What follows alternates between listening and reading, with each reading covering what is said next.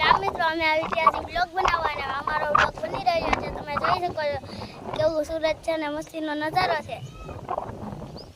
અને અમે હું ને મારો મિત્ર ભેગા મળીને બ્લોગ બનાવી રહ્યા છીએ. આ મારો મિત્ર છે અને એ પણ સાથે બ્લોગ બનાવી રહ્યો છે. તે 8 મિનિટનો બ્લોગ બનાવે છે.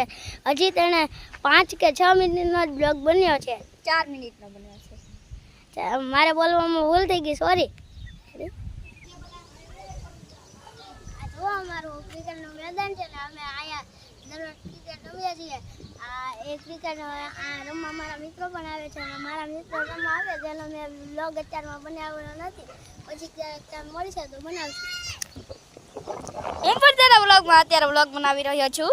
કાંઈ નહીં, હું તેને આપી દઉં અત્યારે. તો તેમાં રીવાની કરે અત્યારે હું જાય છું. હેલો, આ મારો મિત્ર છે, મારો મિત્ર છે. તેને મેં આ પહેલી વાર હું બ્લોગ બનાવું છું એટલે